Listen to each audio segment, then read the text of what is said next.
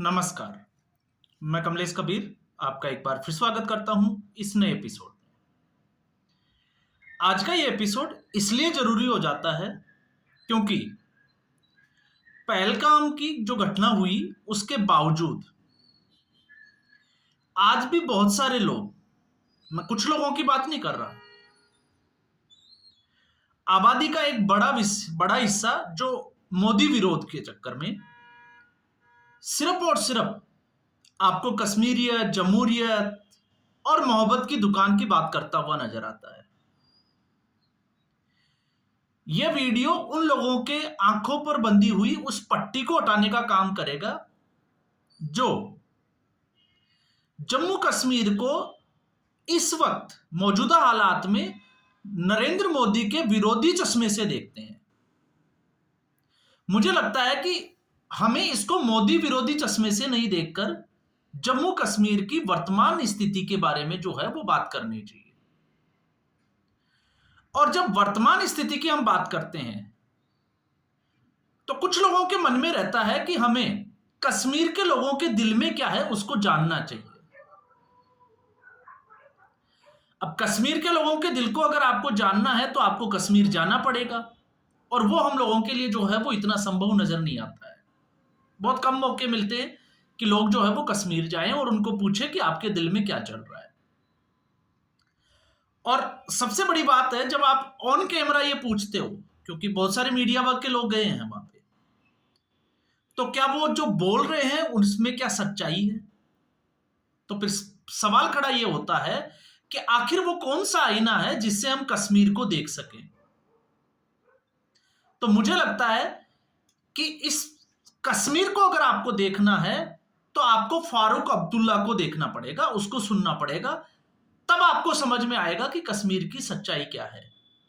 बाकी कश्मीरियत, जमहूरियत, मोहब्बत की दुकान, ये हमारे कानों को सुनने में बहुत अच्छा लगता है, लेकिन वास्तविकता से ये कितना दूर है हमें ये जानना जरूरी है। और जानना किस लिए जरूरी है? जानना इसलिए जरूरी है कि निकट भविष्य में हम सावधान रह सके, सतर्क रह सके, और आने वाले खतरों की जो आहट है उसको समझ सके, महसूस कर सके। और अगर ऐसा नहीं करेंगे तो फिर अभी पहलगाम में 28, तो उसके बाद पता नहीं कितने। इसके बारे में जो है वो हम कुछ नहीं कह सकते। अब जब मैं ऐसा कहता हूं तो मैं क्यों कह रहा हूं? मैं ऐसा इसलिए कह रहा हूं क्योंकि पहलगाम की घटना के बाद में जम्मू कश्मीर में पहली बार देखने को मिला कि जम्मू कश्मीर की आवाम ने कैंडल मार्च निकाला। अब आप सोच रहे होंगे कि ये किसके खिलाफ निकाला होगा? आतंकवाद के खिलाफ। अगर आप ये सोच रहे हैं तो मुझे लगता है कि हम गलत सोच रहे हैं। जम्मू कश्मीर की आवाम ने पहली बार मार्केट बंद रखे इसके लिए। उमर अब्दुल्ला ने स्टेटमेंट दिया, और स्टेटमेंट ये दिया कि ये जम्मू कश्मीर में पहली बार देखने को मिल रहा है कि कश्मीर बदल चुका है। और फिर सीधे तौर से जो है वो एक, जिसको हम कहते हैं कि बचाव करते हुए आतंकवादी घटना का विरोध करना, खिलाफ नहीं, विरोध करना, कि इस घटना का विरोध किया जा रहा है, हम आतंकवाद के खिलाफ जो है वो उसका विरोध नहीं करते, उस घटना का विरोध किया। और घटना का विरोध क्यों करना पड़ा? क्योंकि उस घटना की वजह से, जिसमें सिर्फ और सिर्फ जो है वो नाम पूछकर, धर्म पूछकर टारगेट किया, इसलिए ऐसा सब कुछ किया गया। अब ऐसे में मीडिया वर्ग के कुछ लोग, कुछ पॉलिटिशियन और कुछ लोग मोदी विरोध में सरकार को ही कटघरे में खड़ा करना शुरू कर दिया। सवाल जो है वो सरकार से पूछना चाहिए सुरक्षा बारे में, कि सुरक्षा का जो घेरा क्यों नहीं था। कुछ वाजिब सवाल है जो पूछने चाहिए, लेकिन हर वक्त जो है वो किसी को कटघरे में खड़ा करना, मुझे लगता है वो अपने आप को और अपने साथ के लोगों को धोखा देने जैसा है। और मैं ऐसा क्यों कह रहा हूं? क्योंकि अब हम आ जाते हैं इसकी सच्चाई के ऊपर। और सच्चाई क्या है? सच्चाई यह है, आपको पता होगा अमन चोपड़ा, पहले भी जो है वो हामिद अंसारी का इंटरव्यू ले चुके हैं। और जब भी अमन चोपड़ा इस तरीके का किसी का इंटरव्यू लेते हैं तो हमेशा उनका इंटरव्यू जो है वो अधूरा रह जाता है, क्योंकि सामने वाला पैनलिस्ट भाग जाता है। अब ऐसे में अमन चोपड़ा ने इंटरव्यू किया फारूक अब्दुल्ला का, और फारूक अब्दुल्ला के उस इंटरव्यू से मैंने सिर्फ 2 सवाल निकाले। एक सवाल इस आतंकवादी घटना से पहले का। 2016 में फारूक अब्दुल्ला ने एक स्टेटमेंट दिया था कि पीओके किसी का बाप का है क्या, और ये स्टेटमेंट कब आया था? जब भारतीय जनता पार्टी की सरकार ने यह कहा था कि पीओके जो है वो हमारा है। अखंड भारत की जब बात हुई तब यह स्टेटमेंट दिया गया, और साथ में एक स्टेटमेंट इसके साथ और जोड़ा गया फारूक अब्दुल्ला ने, और वो ये कहा गया कि हमें पाकिस्तान से डरना चाहिए क्योंकि पाकिस्तान के पास परमाणु बम है। और इस घटना के बाद में जब ये इंटरव्यू हुआ तो अमन चोपड़ा ने सीधे तौर से फारूक अब्दुल्ला से यही पूछा, तो उन्होंने उसका खंडन करते हुए माफी मांगी कि वो भावनाओं में बह गया था। ये तो हुई 2016 के उस बयान की बात। अब आप देखिए, बड़ी चालाकी से बयान की माफी मांगी। क्यों? क्योंकि वो अतीत था। लेकिन फिर सवाल खड़ा होता है कि क्या अतीत की जो गलती है उसकी माफी मांगने से वो वर्तमान को सही कर रहे हैं या भविष्य में जो है वो सुधर जाएंगे? तो वर्तमान के सवाल पे आते हैं।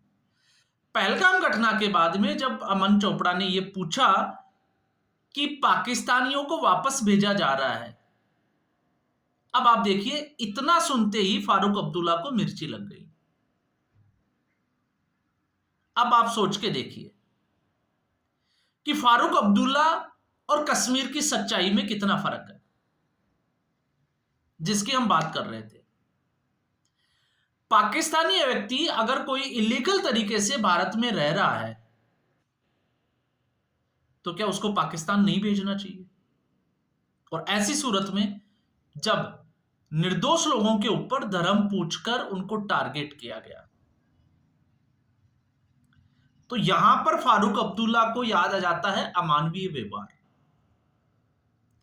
तो अब तक जब हम इसकी बात करते हैं, अमन चोपड़ा ने भी इसकी बात की और क्वेश्चन पूछा कि 1990 के दौर में जो हुआ वो क्या था, क्योंकि उस वक्त फारूक अब्दुल्ला की सरकार थी और फारूक अब्दुल्ला को यह कहना पड़ा कि उन्होंने ये इंटरव्यू देकर गलती कर दी। तो आपको समझ में आएगा कि माजरा है क्या।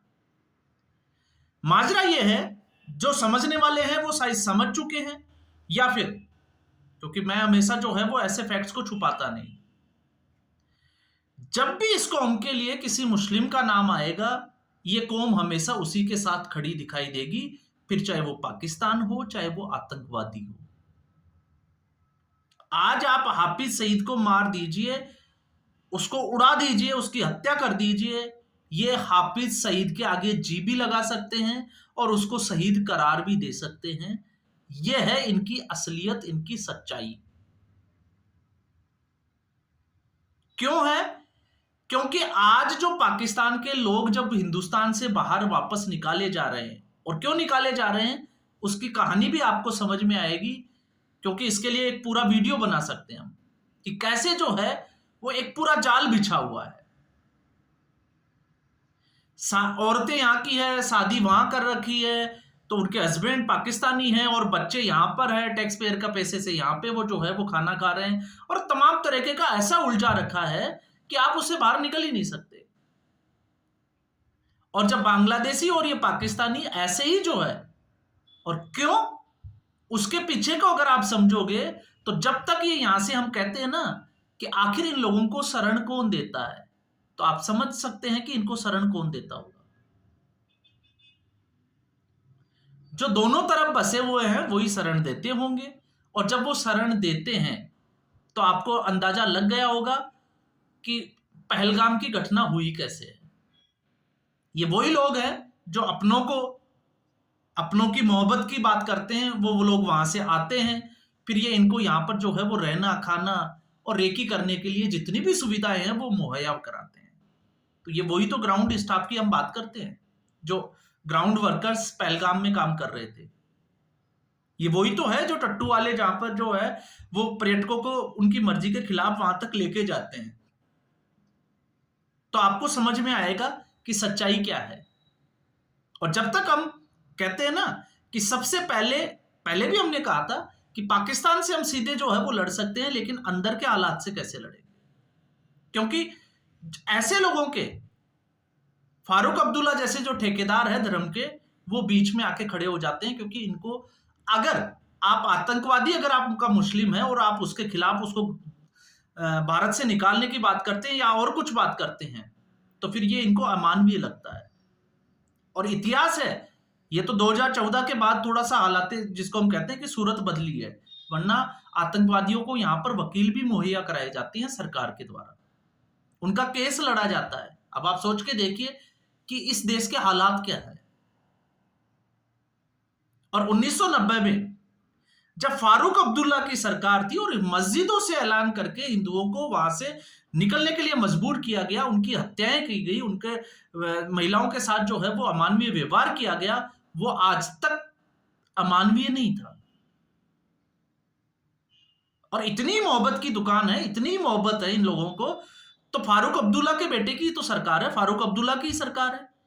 और घाटी जो है वो फारूक अब्दुल्ला से चलती है, यह भी हमें समझने की जरूरत है। क्योंकि 370 हटने के बाद में पहली बार जब चुनाव होते हैं और उसी में अब्दुल्ला परिवार फिर जो है वो चुनकर आ जाते हैं, तो इसका मतलब घाटी का समर्थन, घाटी के लोग जो है वो अब्दुल्ला के साथ खड़े हैं। तो अब्दुल्ला को क्या दिक्कत है, एक ऐलान करें और उन हिंदुओं को वापस जो है वो कश्मीर में बसाने का एक प्रयास करें। या फिर जम्मू डेवलपमेंट अथॉरिटी सरकार बनते ही अब उमर अब्दुल्ला की उन्हीं विस्थापितों की जो दुकानें, मैं आपको बता देता हूं, आप चेक कर सकते हैं फैक्ट्स। जम्मू में एक मुट्ठी जगह है जहां पर इन विस्थापितों की, जो 90 में विस्थापित हुए थे, उन हिंदुओं के लिए एक कॉलोनी बनाई गई और वहां पे उनको अस्थायी दुकानें दी गई रोजगार के लिए। और इसी सरकार ने, जैसे ही ये चुनाव हुए, सरकार बनी, उसके 10 दिन के बाद में ही वहां पर जो है वो बुलडोजर लेके पहुंचे और उनको दुकानों को तोड़ दिया गया, जमीनें छीनी गई, अत्याचार किए गए, और फिर जो उनका रोजगार था, रोजी रोटी थी, वो भी उनकी जो है वो छीन ली गई। तब इन लोगों को कुछ अमानवीय नहीं लगा। तो आप समझ सकते हैं, इसलिए मैंने कहा है कि आप सच्चाई से ज्यादा दूर नहीं भाग सकते। और सच्चाई से अगर आप दूर भागने की कोशिश करोगे तो आप 1990, उसके बाद में 2000, 2001, 2002, फिर उसके बाद 2006, 7, 8, और इस वक्त जब हम बात करते हैं, जिस तरीके से यह घटना हुई है, तो ऐसी घटनाएं जो है वो आपको और देखने को मिलेगी। और यह तब तक देखने को मिलेगी जब तक कि हम सच्चाई को स्वीकार नहीं कर ले और इस पूरे खेल को, षड्यंत्र को समझ नहीं ले। तो इसलिए मैंने इसके ऊपर बात करना जरूरी समझा।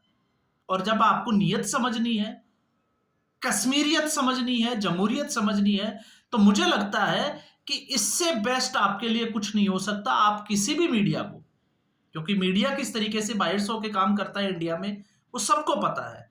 आप सिर्फ और सिर्फ फारूक अब्दुल्ला का ये इंटरव्यू सुन ले, शायद आपको कुछ समझ में आ जाए। तो आज के एपिसोड में बस इतना ही। उम्मीद करूंगा वीडियो एपिसोड आपको पसंद आया होगा। वीडियो को लाइक करें, शेयर करें, चैनल जरूर सब्सक्राइब करें। धन्यवाद।